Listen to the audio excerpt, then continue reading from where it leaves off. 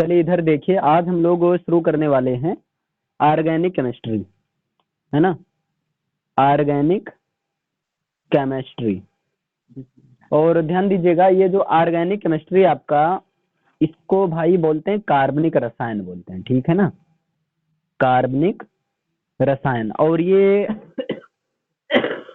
थोड़ा टिपिकल भी हो जाता है क्योंकि लौंडे इससे परेशान रहते हैं। हाँ, बच्चे इससे परेशान हैं। तो यहाँ पर देखना ये है कि पहले नंबर ये जो ऑर्गेनिक है आपका, यही देखते हैं। ऑर्गेनिक या कार्बनिक शब्द, ऑर्गेनिक या जो है कार्बनिक शब्द, इसका मतलब ही होता है, एक प्रकार से होता है ऑर्गेन, है ना। या आप सिंपल में कह सकते हैं लाइफ, है ना, या जीवन। मतलब ऑर्गेनिक का मतलब होता है लाइफ या जीवन, लेकिन ये सब जो है एक कार्बन के फॉर्म में रहते हैं। ये सब जो है कार्बन के फॉर्म में रहते हैं। क्लियर है ना। मतलब अगर यहाँ से क्वेश्चन पूछा जाए, बताइए कार्बन किन जीवों में उपस्थित रहता है, तो कार्बन सभी प्रकार के पदार्थों में उपस्थित होता है। कार्बन जो है सभी प्रकार के पदार्थों में उपस्थित होता है। या आप कह सकते हैं वे सब प्रकार के पदार्थ जो कि जीवित वस्तुओं में, चाहे वो जंतु हो चाहे वो वनस्पति हो, प्राप्त होते हैं, यानी कि जीवित पदार्थों से प्राप्त होते हैं, उनको कार्बनिक पदार्थ मीन्स आप कह सकते हैं ऑर्गेनिक सब्सटेंस कहते हैं। लेकिन यहाँ पर आपका देखो, कार्बनिक रसायन में दो चीज देखने की आवश्यकता है। यहीं से बनता है कार्बनिक यौगिक, एक होता है कार्बनिक यौगिक ऑर्गेनिक कंपाउंड। तो यहाँ पर ये देखना है कि कार्बनिक यौगिक या ऑर्गेनिक कंपाउंड होता क्या है। तो सिंपल सा भाई, कार्बन के यौगिक, द कंपाउंड्स ऑफ कार्बन, है ना। कार्बन के यौगिक, द कंपाउंड्स ऑफ कार्बन, जो कार्बन के कंपाउंड्स होते हैं उन्हीं को जो है कार्बनिक यौगिक कहते हैं। अच्छा, अब कार्बन के यौगिक का मतलब क्या हुआ, जो भी कार्बन से बने हैं, ऐसे यौगिक, ऐसे सब्सटेंस जो या जिनमें कार्बन का पार्टिसिपेशन हो, है ना। अब यहाँ पर क्या है आपके, जैसे अब मान लो कार्बनिक रसायन की परिभाषा पूछ लिया जाए क्या है, तो आप बोल सकते हैं कार्बनिक रसायन जो आपका रसायन विज्ञान की वह शाखा है ना, जिसके अंतर्गत हम कार्बनिक यौगिकों अर्थात कार्बन के यौगिकों का अध्ययन करते हैं। क्लियर। यहाँ से मतलब ये सारी चीजें कभी नहीं पूछी जाएंगी, बेफिजूल है, केवल, है ना। एक बार रफली हो गया, मान लो कोई पूछ ही लेता है कार्बनिक रसायन क्या है, बाकी कोई जरूरत नहीं है, क्योंकि सिंपल नाम से क्लियर हो जाता है भाई। कार्बनिक रसायन ऑर्गेनिक केमिस्ट्री की वो ब्रांच है जिसमें हम कार्बन के यौगिकों, कार्बनिक पदार्थों आदि का अध्ययन करते हैं। खत्म, अब क्लियर। लेकिन अब यहाँ पर ध्यान देना है कि जो कार्बन के यौगिक होते हैं ये प्रायः हाइड्रोजन और जो है कार्बन से मिलकर बने होते हैं। कार्बन के यौगिक प्रायः हाइड्रोजन और कार्बन से बने होते हैं, यद्यपि इसमें ऑक्सीजन, नाइट्रोजन आदि भी विद्यमान होते हैं। लेकिन अगर बात किया जाए प्रायः की, तो प्रायः जो है कार्बन और हाइड्रोजन से मिलकर बने होते हैं कार्बनिक यौगिक। और ऐसे यौगिक जो कि हाइड्रोजन और कार्बन से मिलकर बने हो, उनको कहा जाता है हाइड्रोकार्बन कहा जाता है। उनको क्या कहते हैं, हाइड्रोकार्बन कहते हैं, है ना। हाइड्रोकार्बन, अगर इसको थोड़ा ब्रेक करोगे, हाइड्रोजन धन कार्बन, तो अब इसकी अगर पूछ ले जाए हाइड्रोकार्बन किसे कहते हैं, तो आप बोल सकते हैं केवल हाइड्रोजन और कार्बन से बने हुए यौगिक को ही हाइड्रोकार्बन कहा जाता है, सिंपल। लेकिन ध्यान देना, कोई जरूर नहीं, इसके अतिरिक्त इसमें अन्य प्रकार के आपके तत्व भी पाए जाते हैं। जैसे एक तो हेलोजन ग्रुप के तत्व पाए जाते हैं, और कल बताया गया था हेलोजन ग्रुप में कौन कौन होता है, हेलोजन है ना। हेलोजन तत्व जो होते हैं, हेलोजन एलिमेंट्स होता था, बताया गया था। ट्रिक भी, फसल में कौन अटका था, भूल गए सब, बरई अटका था, है ना। तो फ्लोरीन, क्लोरीन, ब्रोमीन, आयोडीन और एस्टेटिन, ये सब होता है आपके हेलोजन ग्रुप का तत्व, है ना। और इसके साथ में गंधक आपका सल्फर, ये सारी चीजें भी इसमें उपस्थित होती हैं। क्लियर है ना। लेकिन मुख्यतया जो है हाइड्रोकार्बन आपका होता है हाइड्रोजन और कार्बन से ही बने होते हैं। अब यहाँ पर बात किया जाए हाइड्रोकार्बन, तो हाइड्रोकार्बन को ओवरऑल दो प्रकार से इसको डिवाइड किया जाता है। हाइड्रोकार्बन को ओवरऑल दो प्रकार इसको डिवाइड किया जाता है ना। एक तो डिवाइड किया जाता है आपका संतृप्त सैचुरेटेड हाइड्रोकार्बन, संतृप्त, और दूसरा होता है भाई असंतृप्त मतलब अनसैचुरेटेड हाइड्रोकार्बन। एक होता है आपका सैचुरेटेड हाइड्रोकार्बन और दूसरा होता है अनसैचुरेटेड हाइड्रोकार्बन, संतृप्त हाइड्रोकार्बन और असंतृप्त हाइड्रोकार्बन, दो प्रकार का हाइड्रोकार्बन आपका होता है ना। एक होता है संतृप्त और एक होता है असंतृप्त। अब यहाँ पर अगर थोड़ा देखें तो ये जो संतृप्त हाइड्रोकार्बन होता है ये जनरली इसमें पैराफिन आते हैं, यानी कि संतृप्त हाइड्रोकार्बन वो होते हैं जिनमें कार्बन और हाइड्रो या जिनमें कार्बन कार्बन के बीच में एकल बंध पाया जाता है, सिंगल बॉन्ड का फॉर्मेशन होता है ना। जिनमें क्या होता है सिंगल बॉन्ड पाया जाता है, थोड़ा समझना हम यहाँ से कुछ है, थोड़ा पेशेंस भी बनाना होगा, जिसमें एकल बंध पाया जाता है ना। और इसमें जो है एकल बंध यानी कि इसमें प्रमुख रूप से एल्केन होता है, आपका एल्केन ग्रुप का होता है, जैसे मेथेन है ना, प्रोपेन है ना, पेप्टेन, हेक्सेन, हेप्टेन, ये सारी चीजें इसमें होती है। तो एल्केन, और एक चीज और याद रखना, एल्केन को ही पैराफिन कहते हैं, एल्केन को ही पैराफिन कहते हैं, है ना। मतलब चाहे एल्केन बोलो चाहे उसी का नाम है ना, एल्केन को ही पैराफिन कहते हैं। ये पैराफिन होता है बेटा जिनके बीच में, जिनमें कार्बन कार्बन के बीच सिंगल बॉन्ड का फॉर्मेशन होगा, अभी से भी बताया जा रहा है कैसे, है ना। इतना क्लियर हुआ। अब देखो असंतृप्त हाइड्रोकार्बन में वो होते हैं जिनमें या तो डबल बॉन्ड का फॉर्मेशन होगा, है ना, या तो डबल बॉन्ड का मतलब द्विबंध पाया जाएगा, या तो जो है तिरबंध पाया जाएगा, ट्रिपल बॉन्ड का फॉर्मेशन होगा, ट्रिपल बॉन्ड का फॉर्मेशन होगा मतलब तिरबंध होगा। अगर उसमें द्विबंध है, अगर उसमें द्विबंध है ना, तो उसको कहते हैं एल्कीन कहते हैं, है ना, एल्कीन कहते हैं। और एक चीज और याद रखना, एल्कीन को ही ओलिफिन कहते हैं। एग्जामिनर आपको कंफ्यूज करने के लिए ओलिफिन दे सकता है, इसमें कंफ्यूज नहीं होना, एल्कीन को ही ओलिफिन कहते हैं। और जिनमें आपका ट्रिपल बॉन्ड पाया जाता है उसको कहते हैं एल्काइन में रखा जाता है, एल्काइन ग्रुप में रखा जाता है ना, एल्काइन ग्रुप में। एल्काइन को आप एसिटिलीन बोल सकते हैं, नो प्रॉब्लम, लेकिन जनरली एल्काइन ही बोलिए। डन है ना। तो तीन चीज आपका हो गया। अब यहाँ पर क्वेश्चन यहीं से अब आगे तैयार होगा, देखो यहीं से पूरी कहानी शुरू होती है, ऑर्गेनिक केमिस्ट्री की अब शुरू होने वाली है। ठीक, एक बार बता दो समझ में आ रहा है कि नहीं, सब लोग बताओ भाई, हेलो। एकदम, अगर ना समझ में आ रहा हो तो बताओ, थोड़ा सा और डिटेल से बता दिया जाए, बोलो। ठीक है, चलो ठीक। अब यहाँ देखो एल्केन, अब कैसे पहचानेंगे एल्केन ग्रुप का वो एलिमेंट है, ध्यान दो कैसे पहचाना जाएगा वो एल्केन ग्रुप का एलिमेंट है।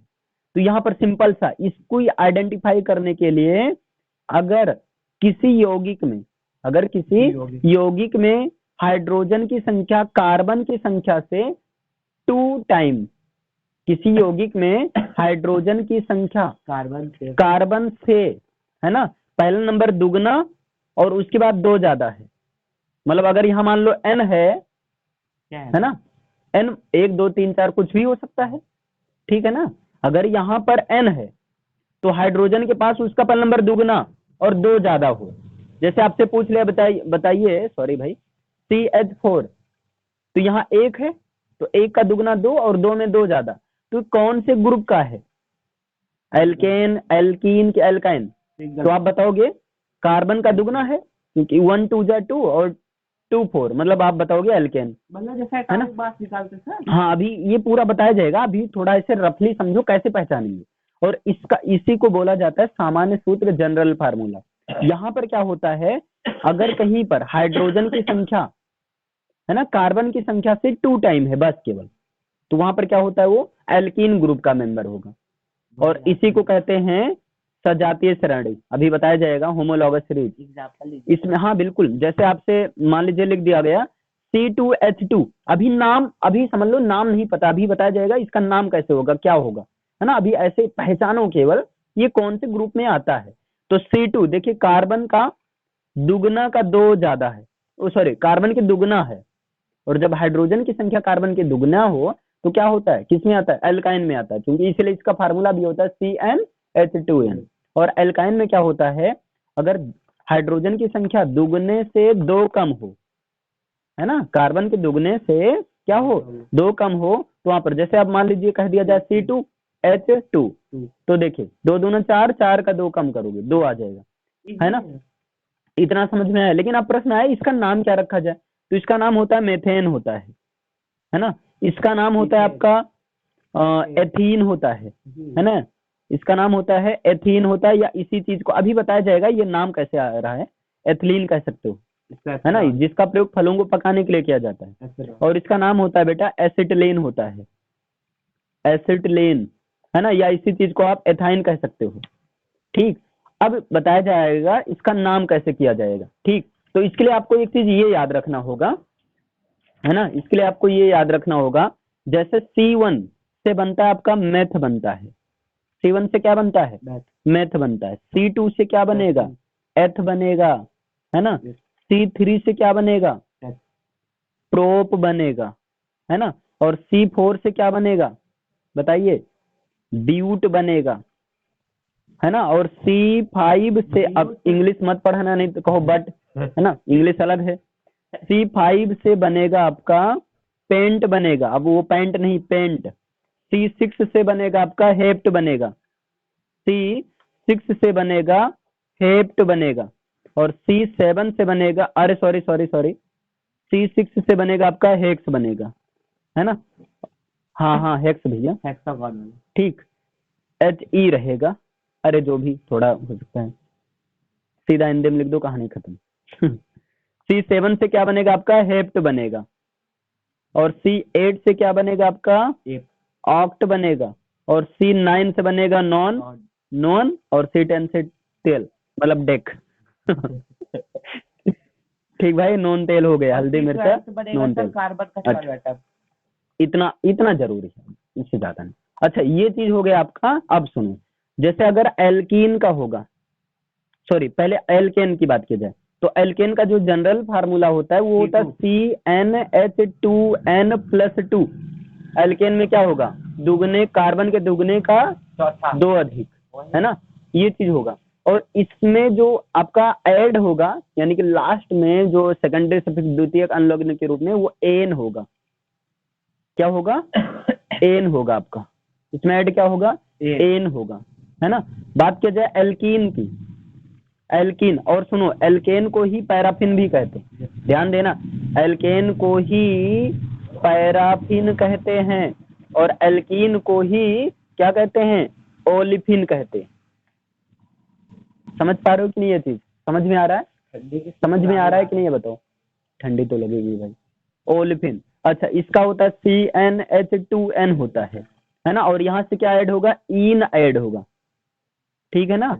अच्छा, और तीसरा होता है आपका एल्काइन होता है, तीसरा होता है एल्काइन होता है। और सुनो, एल्काइन से आइन ऐड होगा, एल्काइन से क्या ऐड होगा, आइन ऐड होगा। और यहाँ पर क्या होता है, CnH2n-2 होता है, ये चीज। अब देखो यहाँ पर 3 चीज हुआ आपका। अब जैसे हम पूछ लें आपसे, इन तीनों से अगर बनाए, एक मेंबर बनाए, जैसे आपसे कह दिया जाए बताइए, अगर हम ये बना देते हैं, यहाँ पर देख लीजिए C, ध्यान दीजिए अब, है ना, यहाँ पर अगर कह दिया जाए कि C1, है ना, और अब यहाँ दुगने का 2 ज्यादा कर रहे हैं, तो 1 का दुगना मतलब 1 × 2 + 2, तो क्या हो जाएगा CH4। अब बताइए CH4 कार्बन के दुगने का 2 अधिक, किस में आ रहा है, ये पहले ये देखो, फर्स्ट में आ रहा है। फर्स्ट का नाम क्या था, फर्स्ट का नाम क्या था, एल्केन, एल्केन नाम था। C1 से क्या बनता है, मेथ, तो यहाँ मेथ धन एन, तो क्या बन जाएगा, मेथेन, इसका नाम क्या है, मेथेन। अब यही 2 कर दिया जाए, C2 दुगने का 2 ज्यादा करो, तो 2 दूना 4 2 6, H6, तो बताओ C2 से क्या बनेगा, एथ। कौन से ग्रुप में है, एल्केन। एल्केन से क्या ऐड होगा, एन, तो क्या बनेगा आपका, एथेन। फिर अगला तीसरे पर आ जाओगी तो क्या होगा, C3 और 3 2 जा 6, 6 2 8, किस ग्रुप में, एल्केन। मतलब यहाँ से क्या बनेगा आपका, C3 क्या आता है, प्रोप, तो प्रोप धन एन क्या बन जाएगा, प्रोपेन हो जाएगा। समझ पा रहे हो कि नहीं। अच्छा C4, 4 2 जा 8 और 2 10, मतलब C4 H 10, है ना। तो ये क्या आएगा, आपका एन में आ रहा है, बटेन नहीं ब्यूटेन बच्चा, ब्यूटेन होगा। अच्छा C5 है और H जो है 12 हो जाएगा, क्या आएगा यहाँ पर, 5 से क्या बनता है, पेंट, पेंट धन एन क्या हो जाएगा, पेंटेन हो जाएगा। इस तरह से ऐसे ग्रुप बनेगा ना, बना सकते हो डेकेन तक। अब इन सबको पता है क्या कहा जाता है, इन्हीं सबको बोला जाता है सजातीय श्रेणी। इस प्रकार जो श्रेणी हमें प्राप्त होती है उसको कहते हैं सजातीय श्रेणी, मतलब होमोलॉगस सीरीज कहते हैं इसको, है ना। और सबसे बड़ी पहचान है सजातीय श्रेणी की कि सजातीय श्रेणी के बीच में सदैव जो है CH2 का डिफरेंस रहता है ना। सॉरी भाई, सीरीज होगा, ध्यान देना। सबसे बड़ी विशेषता सजातीय श्रेणी पहले नंबर एक ही ग्रुप को शो करते हैं और इनमें इनके सदस्यों के बीच में जो अंतर होता है वो कितने का होता है, CH2 का। आप देख सकते हैं CH2 CH2 CH2, ये एल्केन वाली सजातीय श्रेणी है। अब आपसे कह दिया जाए चलिए बनाइए एल्कीन वाली सजातीय श्रेणी, तो आप एल्कीन वाली कैसे बनाएंगे, आप एल्कीन वाली बनाएंगे पहले 1 रखेंगे। एल्कीन मतलब क्या है, कार्बन का दुगना, तो आप बनाएंगे C1 और H1 into 2 तो CH2, और आप बनाएंगे C1 से क्या बनता है, मेथ। मेथ में क्या ऐड करेंगे, इन। बधाई हो, आपका गलत हो गया, है ना। CH2 कभी नहीं होता है, मेथीन सही है, बिल्कुल सही है, लेकिन होता नहीं। अच्छा इसका रीजन है, ध्यान देना, है ना। इसका रीजन है क्योंकि अगर ये हम बना देते हैं, कार्बन की 4 वैलेंसी होती है, कार्बन चतुः संयोजक तत्व है, टेट्रावैलेंट एलिमेंट्स है, कार्बन की 4 वैलेंसी होती है ना। अब वैलेंसी कैसे निकालेंगे, कार्बन का एटॉमिक नंबर 6 होता है, जब इसको ब्रेक करेंगे तो फर्स्ट ऑर्बिट में पहले कक्ष में 2 आएगा, दूसरे में 4 आएगा। अब ये 4 इलेक्ट्रॉन को ले भी सकता है, 4 इलेक्ट्रॉन को दे भी सकता है ना। तो जनरली जो कार्बन की वैलेंसी होती है 4+ होती है, ध्यान देना। तो 4 होती है, यहाँ से 4 मान लो H, यहाँ 2 नहीं पूरा तो सेटिस्फाई नहीं हो पाएगा, इसलिए मेथीन नहीं बनता है ना। समझ पाए, मेथीन नहीं बनता है। तो यहाँ से एथीन से शुरू होगा, ध्यान देना। एल्कीन में किससे शुरू होगा, एथीन मतलब एथिलीन से। तो यहाँ 2 रखोगे, जब 2 रखोगे, गैस ही नहीं है, हाँ मेथीन कोई गैस नहीं है ना।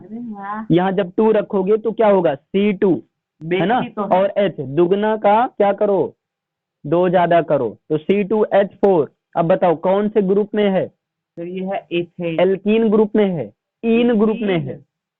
हाँ मित्र, तो यहाँ देखो एथ है, C2 से बनता है एथ, एथ में क्या ऐड करोगे, इन, एथीन ग्रुप। लेकिन एथीन इसको ना बोलकर इसको बोला जाता है एथिलीन बोला जाता है।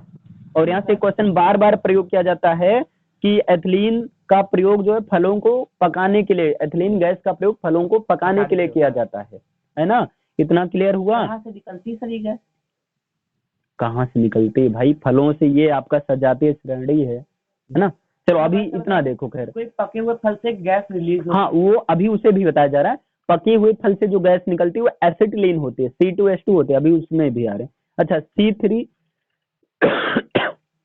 देखिए C3 करेंगे तो 3 का दुगना H6, कौन से ग्रुप में, एल्केन एल्किन एल्काइन, कौन से दुगना है, तो एल्किन ग्रुप में इन ऐड होगा। C3 से क्या बनता है, 3 से क्या होता है, प्रोप होता है, प्रोप धन इन, तो क्या हो जाएगा, प्रोपीन हो जाएगा। समझ पा रहे हो, ऐसे पूरा बनेगा। तो यहाँ भी एक सजातीय श्रेणी होगी, बना लोगे खुद से ना। अच्छा अभी हम पूछेंगे, अभी परेशान होइए, अभी पूछते हैं। अच्छा चलिए आगे एक और बता दीजिए। अगर मान लीजिए कहीं पर है C2 या ऐसे है मान लीजिए C1, अब हम इस पर आते हैं एल्काइन पर, है ना। जब एल्काइन में आएंगे तो क्या होगा, C1 और H, 1 2 जा 2 -2, तो क्या आ जाएगा C और H 0, ऐसा पॉसिबल है, बिल्कुल नहीं, गलत है ना। तो यहाँ से मेथाइन सेठाइन ये सब नहीं बनता है, ठीक ध्यान देना। हाँ नहीं तो मेथाइन पता लगे सेठाइन के पास पहुंचे, चलो मेथाइन बनाओ, ये नहीं होता है ना। तो सीधा शुरुआत कहाँ से होता है, एथाइन से होता है। चलो तो यहाँ जब 2 रखोगे तो क्या होगा आपका, इधर ध्यान दो, C2 है ना, और H 2 इंटू 2 और -2, ये चीज होता है आपका, ध्यान देना, है ना, दुगने का 2 अधिक, तो C2H2, यहाँ पर अब ध्यान देना, C2H2 आपका है एथाइन। अब ये दिमाग मत लगाने, ये पॉसिबल है आपका, है ना, ये पॉसिबल है। आप पता लगे पहले इस पर आप चले जाओ, इस पर नहीं जाना है क्योंकि यहाँ CH2 है, यहाँ बैलेंसी भी पूरा हो जाएगी आपका, C2H2 है ना, क्लियर है ना। जो भी एल्काइन होते हैं इनके बीच में ट्रिपल बॉन्ड पाया जाता है, इनके बीच में कितने बॉन्ड होते हैं, ट्रिपल बॉन्ड।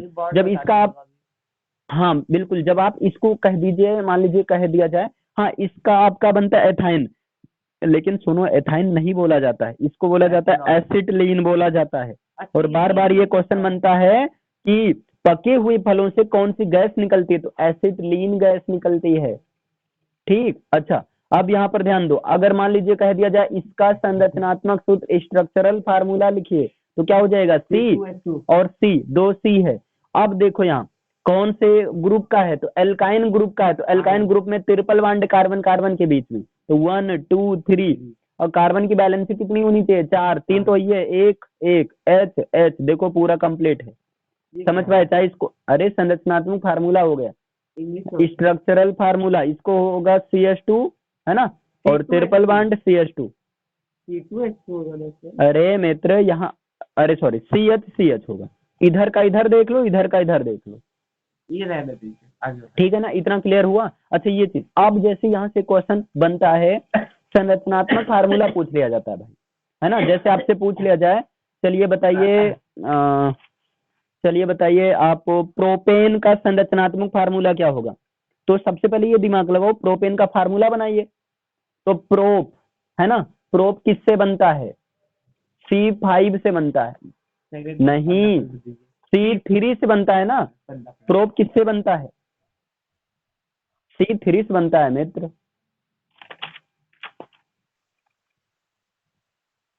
प्रोप जो है आपका C3 से बनता है ना। तो अब देखो ये कौन से ग्रुप में है, एल्केन एल्काइन एल्कीन, कौन से ग्रुप में है ये, एल्केन ग्रुप में है। एल्केन ग्रुप का जनरल फार्मूला क्या था, CnH2n+2 था, रखोगे तो क्या होगा, C, और प्रोप 3 से बनता है, तो C3 और 2 3 जा 6 और 2 8, C3H8, ये प्रोपेन का पहले फार्मूला बनाना। अब तुम्हें बनाना है स्ट्रक्चरल फार्मूला, संरचनात्मक सूत्र, तो कार्बन कितने टाइम है, 3 टाइम है, 3 टाइम का मतलब 1 2 3। और सुनो, अब बताया गया कि प्रोपेन में क्या होता है, कार्बन कार्बन के बीच में सिंगल बॉन्ड, तो सिंगल बॉन्ड कार्बन की बैलेंस कितनी होनी चाहिए, 4, 1 2 3 4, 1 2 3 4, 1 2 3 4, H H H H H H H H, अभी तुमको पीटेंगे। अच्छा ये चीज हो गया आपका। अब चाहे इसको ऐसा लिखो और चाहे इसको ऐसा लिख दो, CH3 CH2 और CH3, डन हुआ ना, ये प्रोपेन का हो गया। ऐसे मान लीजिए आपसे पूछ लिया है, चलिए बताइए पेंटीन का संरचनात्मक सूत्र लिखिए, पेंटीन, तो देखिए ये पेंटीन है, तो पेंट किससे बनता है, C5 से बनता है ना, तो पेंट आपका बनता है C5 से। आप देखो पेंटीन इन से है, इन का मतलब एल्कीन का संरचनात्मक फार्मूला, कार्बन का दुगना मतलब CN और H2N, रखो तो C5H10। और बताओ एल्कीन में कार्बन कार्बन के बीच कितने बॉन्ड, कार्बन कार्बन के बीच कितने बॉन्ड, डबल बॉन्ड, भाई बॉन्ड कह रहा, देखो कार्बन कार्बन के बीच कितने बॉन्ड, डबल बॉन्ड, डबल है, तो 1 2 3 4 5। अब डबल, क्यों नहीं लिखा, अरे लो डबल बॉन्ड, और ये हो जाएगा गलत, है ना, अगर तुम ऐसे कर दिए।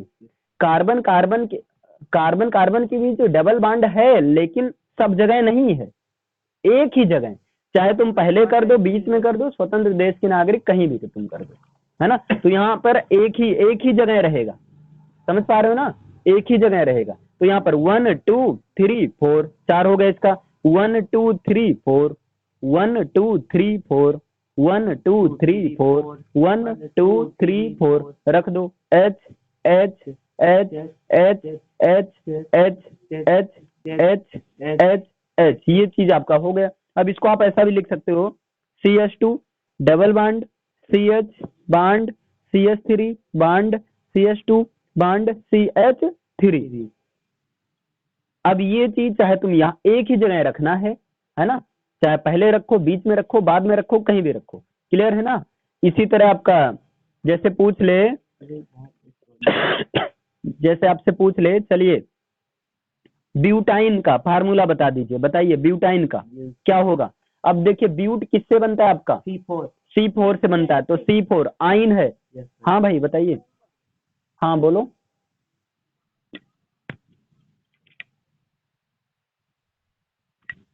H11 हो गया, 1 2 3 4 5 6 7 8 9 10, 10 तो है भाई, 1 1 2,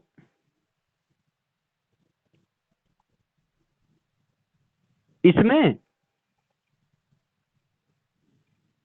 अच्छा रुको, 3 10 है 2 5 3 8 2 10 11। अरे रुक जाओ भाई, तो होगा, 1 मिनट रुक जाओ। हाँ यहाँ पर 2 होगा, यहाँ 2 होगा। हाँ ठीक भाई, सही है सही। अरे थोड़ा सा गलती हो गई, इसके लिए आई एम पर्सनली सॉरी, है ना। चलो इतना क्लियर हो गया। अब यहाँ पर देखिए ब्यूटाइन, ब्यूटाइन का क्या होता है, ब्यूट किससे बनता है, 4 से बनता है ना। आइन है, आइन मतलब एल्काइन, एल्काइन मतलब दुगना का 2 कम, मतलब CnH2n-2 रखो, C4 और 4 दूना 8 में से 2 का अच्छा, मतलब C4H6, है ना। अब संरचनात्मक फार्मूला लिखना है, तो क्या होगा, कार्बन 4 टाइम, मतलब 1 2 3 4 हो गया। कहीं यहाँ सिंगल बॉन्ड रहेगा एल्काइन में, लेकिन एक ही जगह, सब जगह नहीं। सिंगल तो रहेगा सर, अरे सॉरी ट्रिपल रहे, सॉरी यार, आप पता नहीं क्यों कितनी गलती हो जा रही है, पाप हो जा रहा है भाई। अरे एल्काइन में ट्रिपल बॉन्ड होता है। अच्छा ये हो गया, बैलेंसी 4 होने चाहिए, 1 2 3 4 1 2 3 4 1 2 3 4 1 2 3 4 H H H H H H H, ये चीज हो। इस चीज को आप ऐसे भी लिख सकते हो CH, है ना, CH और CH2 और CH3, डन है, इतना क्लियर। इस तरह से आपका जो है, लेकिन अब ध्यान देना यहाँ पर, अब एग्जामिनर क्या होता है, वो ऐसे क्वेश्चन को नहीं पूछता है ना। वो ऐसे क्वेश्चन, कहाँ 7 हो गया भैया, 3 7 हो गया, ये कैसे हो गया, रुक जाओ भाई, 1 2 3, अरे ये वाला कहाँ आ गया, 1 2 3 4, इसका तो पूरा है, सॉरी यार, अब सही है ना। अरे इसका तो 4 पूरा हो गया, 1 2 3 4, इसका तो पूरा ही है, यहाँ कहाँ जबरदस्ती आ जाएगा मतलब, अरे यार कुछ तो फर्क कर लो। चलो ठीक है यार, पता नहीं हम किसका चेहरा देखकर आज उठे हैं, इतना गलती हो जा रही है। चलो आगे देखो, एक यहाँ से इसी तरह एक और ये आता है, एक आपका, एक और ऐसे याद कर लो ना, एक होता है आपका एल्किल होता है, एल्किल है ना, और एल्किल का होता है कार्बन के दुगना का 1 अधिक, है ना, CnH2n और +1। एल्किल को जनरली R से डिनोट किया जाता है ना, एल्किल को जनरली किससे डिनोट किया जाता है, R से डिनोट किया जाता है एल्किल। अब हम पूछ रहे, चलो बताओ मेथिल का फार्मूला बताओ, तो मेथ किससे बनता है, C1 से बनता है गधे, मेथ किससे बनता है, C1 से बनता है। और इल मतलब CnH2n+1, इल मतलब एल्किल, और एल्किल मतलब क्या, CnH2n+1, इसका संरचना जनरल फार्मूला है ना, तो क्या हो जाएगा, C1 और 2 1 जा 2 और 1 3, मतलब C1H3, 1 तो लिखा नहीं जाएगा, इसलिए ये मत करो, CH3 करो, एल्किल का हो गया। चलो अब पूछ रहे हैं, बताना जल्दी, चलो बताओ एथिल का फार्मूला बताओ, एथिल क्या होगा, एथ किससे, बताऊं मैं, C2 से, और यहाँ पर ये एल्किल वाला, तो 2 दूना 4 या 5, मतलब C2H5, समझ में आया, ये चीज हो गया। अब आपका, अब एग्जामिनर ऐसे पूछ लेता है, चलो भैया दारू फार्मूला बताओ, तो कहेंगे ROH, दारू फार्मूला क्या है, ROH है ना। और R का मतलब, अब कौन R, ये भी R है, ये भी R है, ऐसे बनाओगे, और R है, R बहुत है। तो यहाँ पर जो एथिल अल्कोहल होता है ना, तो एथिल मतलब C2 H5OH, ये आपका फार्मूला है ना। H2H5 समझ में। अब यहाँ OH का मतलब होता है अल्कोहल। ये जो आपका होता है, जैसे सुनो, किसी यौगिक में, सर OH तो सुनो, किसी यौगिक में वो ग्रुप, किसी यौगिक में वो ग्रुप जिससे उसका मेन नामकरण हो जाता है ना। जैसे इसी से इसके अंदर जो दारू की कैपेसिटी आ रही है, ये OH के ही वजह से आ रही है। अभी तुम यहीं पर लगा दो C2H5, ये CHO लगा दो, अब दारू खत्म, क्या बढ़िया है ना। अब ये बन जाएगा एथेनॉल बन जाएगा, अब ये बन जाएगा आपका एथेनॉल बन जाएगा, है ना। तो किसी यौगिक में उसकी जो मेन कैरेक्टरिस्टिक्स जिस ग्रुप से पहचान होती है, उसी को कहा जाता है क्रियात्मक समूह, फंक्शनल ग्रुप। अब ये OH हुआ, ये CHO हुआ, है ना, ये सब क्या है, ये सब आपके हैं क्रियात्मक समूह। ये सब जो हैं क्रियात्मक समूह है ना। इसको बोलते हैं फंक्शनल ग्रुप कहते हैं, functional group of element, functional group कहते हैं। आप फंक्शनल ग्रुप इनको याद रखना होगा, क्योंकि फंक्शनल ग्रुप अगर याद रहेगा तो आपको आसानी होगी, IUPAC नाम लिखने में आसानी होगी, है ना। अब उसे ओपन करो। फंक्शनल ग्रुप में जैसे आपका आता है OH, और OH से बनता है क्या, बोलो भाई, हाइड्रोक्साइड नहीं, अल्कोहल। हाइड्रोक्साइड वो तो IM में बनता है, अल्कोहल बनता है। और IUPAC नाम के लिए ऑल आता है ना। IUPAC नाम के लिए क्या आता है, ऑल आता है, और सामान्य नाम क्या होता है, अल्कोहल होता है। इसी तरह CHO, बताओ CHO से क्या होता है, एल्डिहाइड होता है। नल बनता है, CHO से क्या होता है, एल्डिहाइड, और एल्डिहाइड से क्या आता है, अल आता है, नल नहीं अल, है ना। ये चीजों का होता है आपका। और एक होता है आपका CO होता है, एक होता है आपका CO, और CO से बनता है भैया कीटोन, और कीटोन से आता है ओन, है ना। कीटोन से जो IUPAC नाम होता है वो क्या होता है, ओन होता है। इसी तरह आपका COOH, इसके अंदर अब खट्टा वाला आ गया, है ना, मतलब समस्या खराब है, ठीक। तो यहाँ पर इसका जो नाम होता है वो होता है कार्बोक्सिलिक एसिड होता है। क्या होता है, अरे बोलो मित्र, कार्बोक्सिलिक एसिड। और IUPAC नाम के लिए क्या आता है इसमें, IUPAC नाम के लिए आता है इसमें ओइक एसिड आता है। IUPAC नाम के लिए क्या आता है इसमें, ओइक एसिड आता है। भाई देखो, अगर आपका मान लीजिए थोड़ा कम, देखो इसका वीडियोज आपको मिल जाएगा, है ना। अगर सब्सक्राइब नहीं किए हो तो कर देना, और ऑल बेल आइकन बटन को प्रेस कर देना। इससे क्या होगा, जैसे अपलोड होगा तुरंत पता चल जाएगा। बाद में आप 1.5x में देख लो, 2x में देख लो, है ना, भगा भगा कर देख लो एकदम से, एक बार समझो। अच्छा, ये चीज होगा आपका, हो गया OH हो गया, CHO हो गया, और ये अच्छा। इसी तरह एक होता है एमाइड होता है भाई, एक होता है आपका एमाइड, है ना, CONH2 होता है ना। ये आपका एमाइड ग्रुप है। नहीं यार, ये तो कार्बेमाइड है। सर एसिड प्लीज नहीं बनाया, कार्बेमाइड है। थोड़ा सा मुझे कंफ्यूजन हो रहा है इसमें। यहीं से आपका बनता है, जैसे इसी में NH2 लगा दो,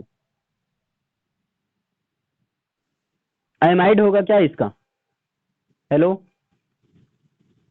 देखिए मैथिन बनता है सर, एमामाइड, हेमामाइड नहीं हो, अरे सुनो, रुको रुको, एमामाइड, सर व्हाट इज मैथिन, हाँ ठीक ठीक, देखो बिल्कुल सही है। देखो यहाँ पर दो होता है, एक होता है आपका NH2 होता है, जो NH2 होता है ये एमीन ग्रुप का होता है ना, और यहाँ से एमाइड निकलता है। लेकिन जो CO होता है ये कार्बेमाइड होता है, जैसे NH2CONH2। अगर ये चीज देख लिया जाए तो इनको हटाओ, तो ये आपका यूरिया का फार्मूला बार बार पूछा जाता है। यूरिया का फार्मूला बताओ, NH2CONH2, ये क्वेश्चन पूछ लिया जाता है, यूरिया में कौन सा फंक्शनल ग्रुप पाया जाता है, क्रियात्मक समूह, तो एमाइड। यूरिया को और क्या कहते हैं, कार्बेमाइड। देन अच्छा, ये एमीन ग्रुप है, क्लियर है ना। अच्छा, ये चीज हो गया आपका, फार्मूला बता दीजिए। पोटास भैया, पोटास मतलब कि वो तो पोटेशियम होता है। हाँ, वो पोटेशियम बिल्कुल वही चीज है आपका। ये क्या है आपका, पोटेशियम का सिंबल है ना, पोटेशियम का सिंबल है, जिसको लैटिन नाम कैलियम से लिया गया है। यस सर, समझ पा रहे हो ना ये चीज। हाँ। अब पोटास, कौन से पोटास का फार्मूला उसमें भी होता है, एक होता है आपका MOP होता है, म्यूरेट ऑफ पोटास का ये होता है आपका यूरिया वाला पोटास, यही वाला पोटास, यही है भैया, MOP है। कभी जब लाओ वहां लिखा रहता MOP लिखा रहता है, कहाँ, अरे बोरी में लिखा रहता है, और कहाँ लिखा रहेगा, है ना। गन्ने वाली। चलो, अरे चाहे गन्ने में डालो या आलू में डालो, किसी में डालो, इससे क्या करते हैं, फर्टिलिटी बढ़ती है। क्या हुआ भाई?